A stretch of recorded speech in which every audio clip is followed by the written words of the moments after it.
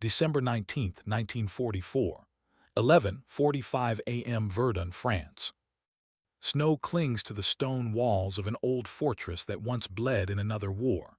Inside, cigarette smoke hangs low beneath bare bulbs. Maps cover the tables wall to wall, red arrows slashing west through the Ardennes like open wounds. Outside, engines idle in the cold. Inside, the war has just changed. General Dwight D. Eisenhower stands at the center of the room, hands planted on the map table, jaw tight. Reports have been coming in for 4 days now, each worse than the last. German panzers have smashed through thin American lines. Bastogne is surrounded. The skis are locked in steel gray, grounding Allied air power. The enemy has achieved what no one thought possible in late 1944. A full-scale offensive. The room is packed with senior commanders. Omar Bradley, Jacob Devers, British liaison officers, everyone talking in low, urgent tones, no one smiling. The assumption hangs heavy in the air. The Allies are reacting now, not maneuvering, containing the damage, buying time. Then Eisenhower looks up. "Gentlemen," he says, voice steady but edged with fatigue, "we have to stop this attack, and we have to do it now." Silence follows. Everyone knows what that means. Reserves, movement, speed. But there is only one large American force not yet engaged in the chaos to the north. The U.S. Third Army. Eisenhower turns toward George's Patton. Patton is standing slightly apart, helmet off, pearl-handled pistols absent for once. His face is calm, almost unreadable, but his eyes are alive, sharp, already moving across the map as if the lines are shifting in his head. "George," Eisenhower says, "what can you do?" Patton doesn't hesitate. "Sir," he replies, voice clear in the smoke-filled room, "I can attack with 3 divisions in 48 hours." The room freezes. Bradley turns his head. Devers raises an eyebrow. A British officer actually exhales a short, disbelieving laugh before catching himself. 48 hours. In winter. On frozen roads. With an army facing east suddenly asked to turn north into the teeth of a German breakthrough. Eisenhower stares at Patton, incredulous. "You mean you can disengage an attack?" he asks.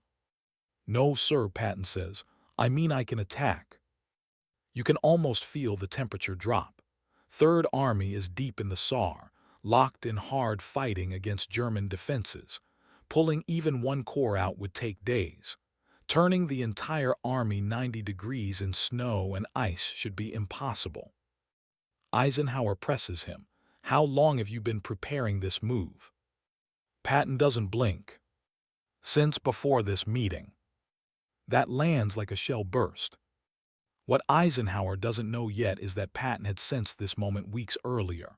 The weather, the quiet German lines, the arrogance of assuming the enemy was finished. While others pushed forward, Patton had quietly ordered contingency plans drafted, routes reconnoitered, timetables prepared, 3 versions of a northward pivot already written, already rehearsed. He had even made his staff rehearse the order as a drill, a joke to some, an obsession to others. Now, that obsession is about to be tested. Eisenhower studies the map again. Bastogne sits at its center, a small Belgian town suddenly worth an army. German armor is racing past it, fuel low but momentum high. If Bastogne falls, the Germans gain the road network. If it holds, the offensive bleeds time. Eisenhower looks back at Patton. "George," he says slowly, "if you can do this, do it." Patton nods once. No speech, no flourish. Just a nod. Within minutes, the meeting breaks. Staff officers rush for radios and vehicles. Eisenhower remains behind for a moment, staring at the map. He knows what he has just approved is reckless. He also knows it may be the only move bold enough to matter. Patton is already gone.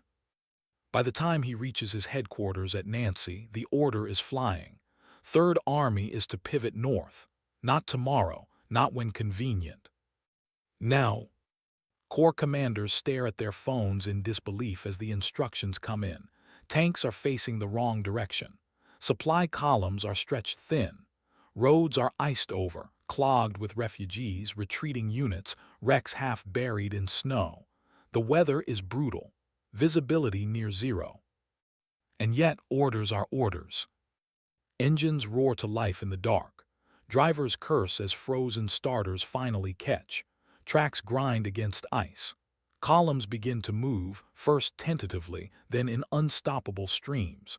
Divisions that had been fighting east turn their noses north, headlights blacked out, guided by men with flashlights wrapped in cloth. This is not maneuver warfare. This is controlled chaos. Somewhere on those roads are men who will reach Bastogne just in time. Others will not. Patton knows this. Eisenhower knows it too now, sitting alone with the maps. The promise has been made. But promises don't stop panzer divisions. Only armies do. And in the frozen dark of December 1944, 3 of them are turning north, racing a clock no one believes they can beat. The order hits 3rd Army headquarters like an electric shock. Phones ring without pause. Radios crackle with half-frozen voices. Staff officers move at a run, boots echoing through corridors as maps are ripped from walls and replaced with new ones, the arrows redrawn, sharp and urgent, pointing north instead of east. Outside, the weather has turned vicious. Snow doesn't fall so much as drifts sideways, driven by a cutting wind that knifes through wool coats and steel helmets alike. The roads are slick sheets of ice, barely wide enough for 2 vehicles to pass. Civilian refugees clog the margins, dragging carts, leading cattle, faces hollow and stunned. Wrecked trucks sit abandoned in ditches, already disappearing under fresh snowfall. And through all of it, the 3rd Army begins to move. This is not a parade pivot.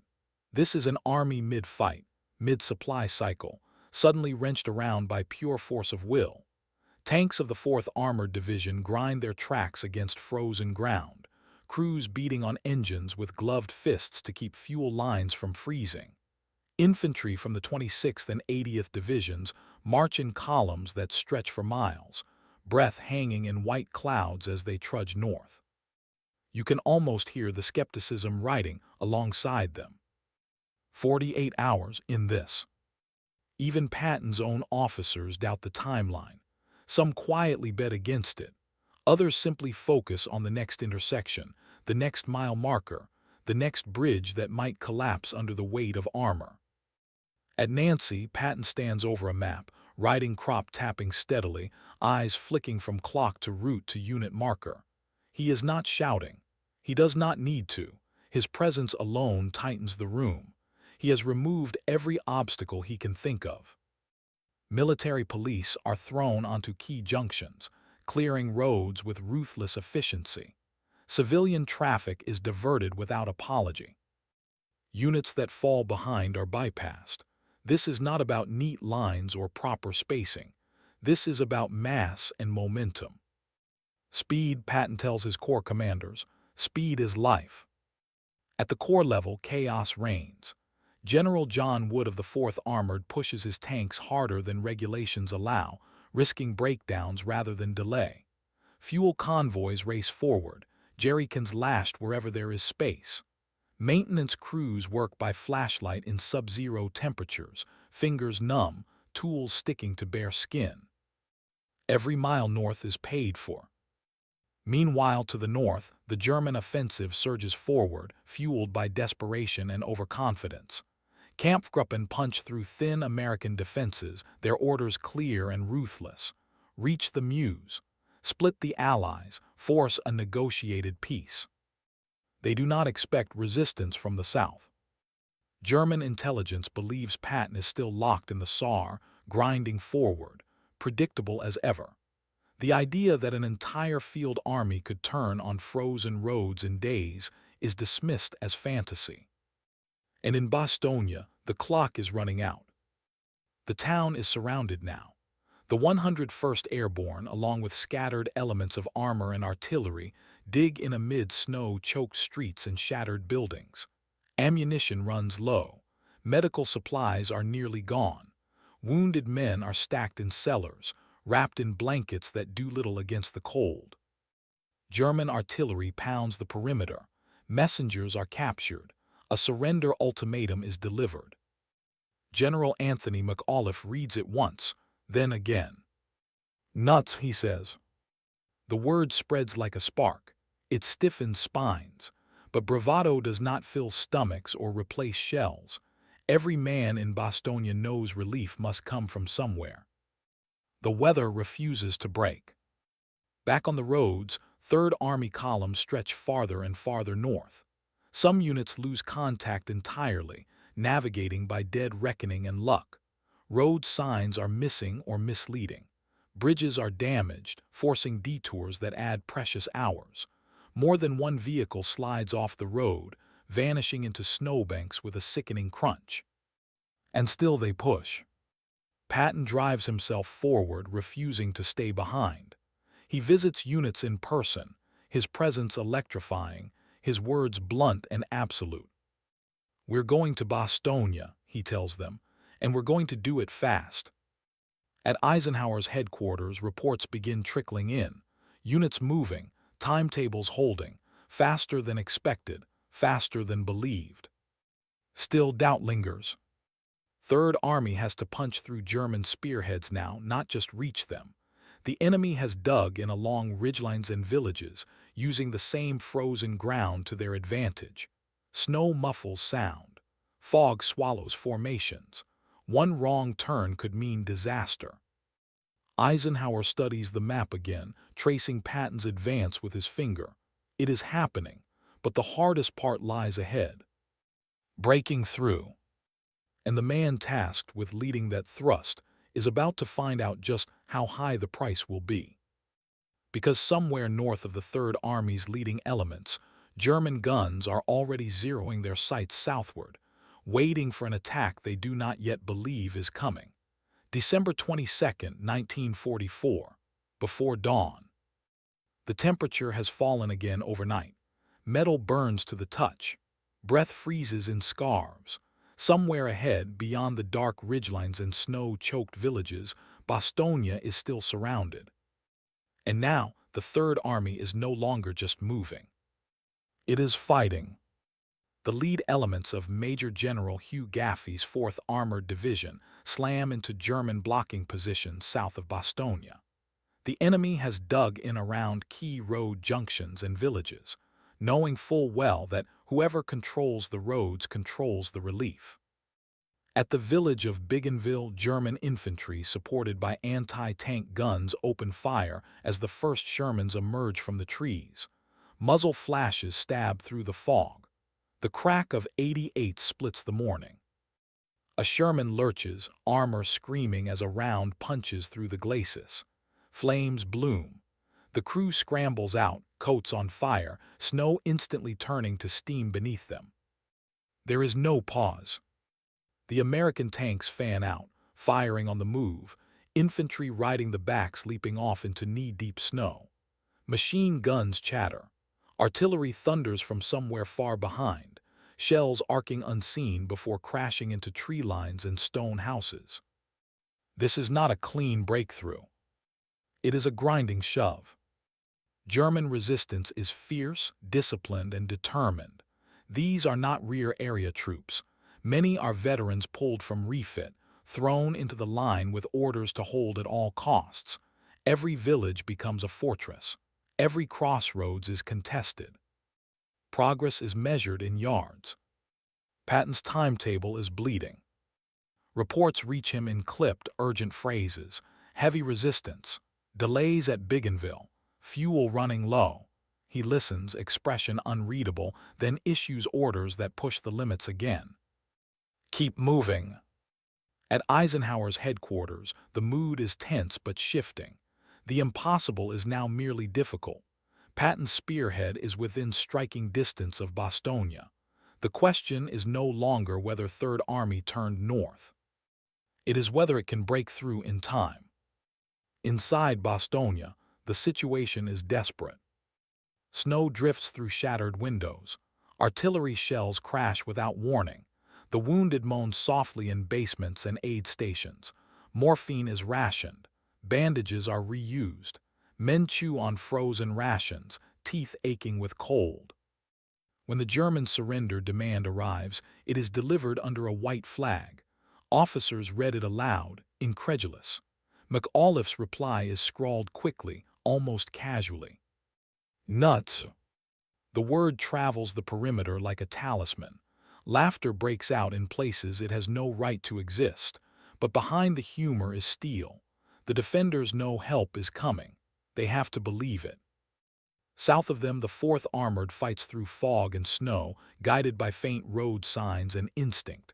At times, units lose each other entirely. Tanks push forward without infantry. Infantry advances without armor. Radios fail.